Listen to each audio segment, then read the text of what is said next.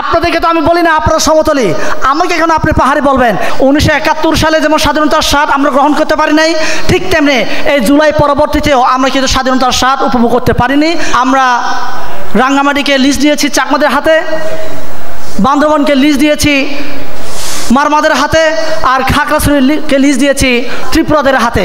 যারা কিনা রাষ্ট্রের বিরুদ্ধে রাষ্ট্রদ্রোহিতা করে বেড়াচ্ছে, তাদেরকে নিয়ে তারা আজকে রাষ্ট্রীয় পতাকা গাড়িতে লাগিয়ে ওরা প্রকাশ্যে ঘুরে বেড়ায়। আর আমরা যারা দেশের পক্ষে কথা বলি, আমাদেরকে বোরখা পরে চোরের মতো করে পালিয়ে বেড়াতে হয়। লুচু আসবানাইমা, সবাইকে আসসালামু আলাইকুম। আজকে যেহেতু 3 মিনিট সময় দিয়েছে, এই জন্য ফর্মালি গেলাম না। আমার আগে অনেক বক্তা আমার পার্বত্য চট্টগ্রাম নিয়ে অনেক কথা বলে গেছেন। আপনাদের মাঝে আমাদের সত্যিকার অর্থে পার্বত্য চট্টগ্রামের যে সমস্যা, সেই সমস্যা নিয়ে আমি উত্থাপন করতে চাই।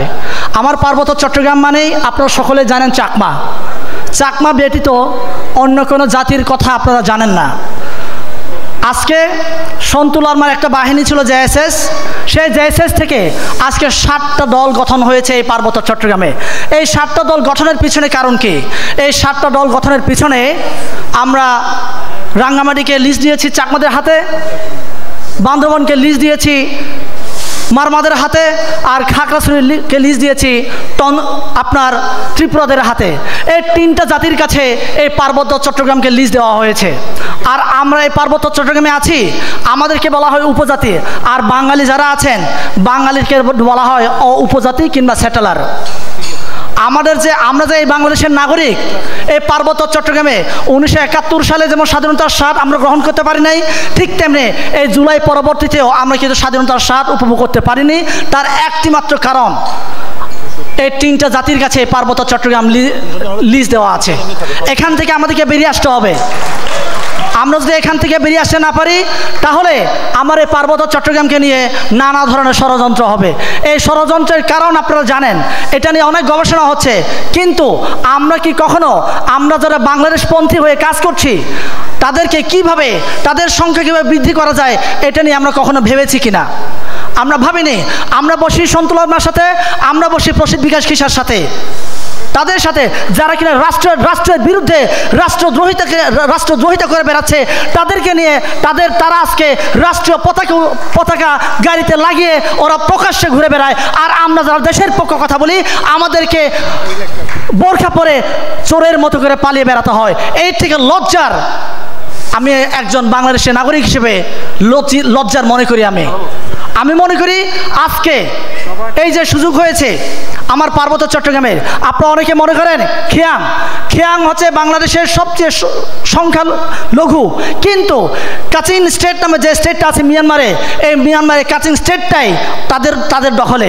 আর বাংলাদেশে যে চাকমা আছে, এই চাকমা শুধুমাত্র রাঙ্গামাটি, খাগড়াছড়ি, বান্দরবান জেলা আছে, আর কোনো দেশে নাই।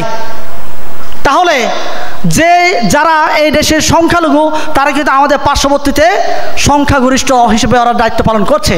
তাদেরকে উস্কিয়ে আজকে কিন্তু নাথান বম তৈরি হচ্ছে, আজকে এরকম অনেক সংগঠন তৈরি হচ্ছে। আজকে এই জন্য যিনি আজকে প্রোগ্রাম করেছেন, তিনি বলেছেন আমাদের কিছু বলতে। আমি আপনাদেরকে বলি, পার্বত্য চট্টগ্রামের কিছু 2টা দফা আপনাদেরকে আমি পড়ে শোনাই। পার্বত্য চট্টগ্রামে সত্যিকার অর্থে আমাদের বাংলাদেশকে যদি আমরা ইনক্লুসিভ হিসেবে তৈরি করতে চাই, তাহলে আমাদের এই 2টা খুব গুরুত্বপূর্ণ বলে আমি মনে করছি। 1, সারা বাংলাদেশে 50টা জাতিকে বাংলাদেশের স্বীকৃতি দিয়ে স্ব জাতির নাম উল্লেখপূর্বক সংবিধানে অন্তর্ভুক্ত করতে হবে। পাহাড়ের জাতিসত্তার আলাদা চিহ্নিতকরণে বাঙালি অবাঙালি শব্দ ব্যবহার করতে হবে এবং বিতর্কিত উপজাতি, উপজাতি, ক্ষুদ্র নৃগোষ্ঠী, আদিবাসী, সেটেলার বাঙালি শব্দ চয়ন বাতিল করতে হবে। আপনারা হয়তোবা এই ঢাকা শহরে বসে মিষ্টি মিষ্টি কথা বলেন পাহাড়ি বাঙালি কি? আমিও পাহাড়ি, আপনিও পাহাড়ি। যে কিনা পার্বত্য চট্টগ্রামে বসবাস করে, যার জন্ম পার্বত্য চট্টগ্রামে, সেই পাহাড়ি। আমাকে কেন আলাদাভাবে পাহাড়ি বলা হবে? কেন আপনাকে আলাদা করে বাঙালি বলা হবে? আপনাদেরকে তো আমি বলি না আপনারা সমতলী, আমাকে কেন আপনি পাহাড়ি বলবেন? এই পার্বত্য চট্টগ্রাম, এই পার্বত্য শব্দটাই না থাকুক আমি চাই। রাঙ্গামাটি, খাগড়াছড়ি, বান্দরবান এই নামে সম্বোধন করা হোক। এবং আমাদের যে পার্বত্য চট্টগ্রাম মন্ত্রণালয় আছে, এই পার্বত্য চট্টগ্রাম মন্ত্রণালয়কে ক্ষুদ্র জাতিসত্তা মন্ত্রণালয়ে রূপান্তরিত করা হোক। কারণ ক্ষুদ্র জাতিসত্তা শুধুমাত্র আমাদের বান্দরবানে নয়, আমাদের রাঙ্গামাটিতে নয়, আমাদের খাগড়াছড়িতে নয়, এটা সমতলে ময়মনসিংহে গারোরা আছেন, সাঁওতালরা আছেন, হাজংরা আছেন, মণিপুরীরা আছেন। তাদেরকে কি, তাদের জন্য কি আলাদা আপনার মন্ত্রণালয় তৈরি করবেন? তারাও দাবি করছেন আলাদা মন্ত্রণালয়। আগামীতে তাদের জন্য কি করবেন? তাহলে আমি মনে করি আমার এই পার্বত্য চট্টগ্রাম মন্ত্রণালয়কে পার্বত্য নাম মুছে দিয়ে ক্ষুদ্র জাতিসত্তা মন্ত্রণালয় করা হোক। 2 নাম্বার, আপনারা সকলে জানেন, আপনাদের সাথে কথা বলতে আসলেই আপনাদেরকে বলবে পার্বত্য চট্টগ্রামের সমস্যা আছে ভূমির সমস্যা। ভূমির সমস্যার সমাধান করতে হবে, তাহলে না হলে সমস্যার সমাধান নেই। সন্তু লামা খুদ এই কথাই বলেন। আমি আপনাদেরকে একটু সমাধানের পথ একটু দেখাতে চাই, যদি আপনারা গ্রহণ করেন। সেটা হচ্ছে পার্বত্য চট্টগ্রামের ভূমি সমস্যা নিরসনে পাহাড়ের ভূমি সুষম বন্টন করতে হবে। ভূমি বিরোধ নিষ্পত্তিকরণে ভূমিহীন বাঙালি অবাঙালিদের ভূমি প্রদান নিশ্চিতকরণ ও স্থায়ী বন্দোবস্ত করতে হবে। এখন ভূমি বন্দোবস্তের কথা বললে অনেকে মনে করেন, আমার পার্বত্য চট্টগ্রামে যে সকল বাঙালি ভাইরা রয়েছেন, এই বাঙালি ভাইরা মনে করেন এই বুঝি আমার জমি কেড়ে নেওয়া হবে, এই বুঝি আমাকে জিয়াউর রহমান যে আপনার আমাকে এখানে পুনর্বাসিত করেছেন, বন্দোবস্ত দিয়েছেন, এই জমি বুঝি কেড়ে নেওয়া হবে। এটা তো আমার এই পার্বত্য চট্টগ্রামে ও বাঙালিদের জায়গা, তাদের নামে এই জমিগুলো আছে, এই বুঝি কেড়ে নেওয়া হবে। তাদের মধ্যে একটা ভয় তৈরি হয়। আর যখন আপনার বাঙালিদের পক্ষে কাজ করবেন, তখন আমার এই পার্বত্য চট্টগ্রামে যে সমস্ত অবাঙালি ভাইরা মনে করে এই বুঝি আমাকে আমার জমি থেকে উচ্ছেদ করে আমাকে বুঝি ইন্ডিয়া কিংবা মায়ানমারে পাঠিয়ে দেওয়া হবে।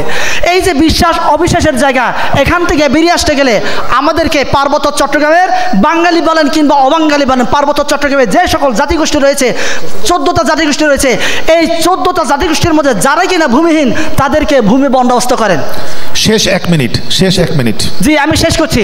এই জন্য সর্বশেষে আপনাদেরকে বলবো যে আমার এই পার্বত্য চট্টগ্রামে শুধুমাত্র আপনারা চাকমা কেন্দ্রিক স্বপ্ন না দেখে এই পার্বত্য চট্টগ্রামের সকল যত জনগোষ্ঠীকে ইনক্লুসিভ তৈরি করে যদি আপনারা স্বপ্ন দেখেন, আমরা যদি সবাই স্বপ্ন দেখি, আমরা যদি বাংলাদেশের চেতনায় আমরা যদি নিজেদেরকে উজ্জীবিত করে রাখতে পারি, গড়ে তুলতে পারি, তাহলে আমাদের এই পার্বত্য চট্টগ্রামকে নিয়ে পার্শ্ববর্তী রাষ্ট্র কিংবা পশ্চিমা রাষ্ট্র আপনার উস্কানি দিতে পারবে না। সবশেষে আমি একটা কথা বলে দিতে চাই, সেটা হচ্ছে আমার বাংলাদেশ হচ্ছে রূপবতী কন্যার মতো, যে রূপবতী কন্যার দিকে সবার নজর রয়েছে, পশ্চিমার নজর রয়েছে, চীনের নজর রয়েছে, আমার পার্শ্ববর্তী রাষ্ট্রের নজর রয়েছে।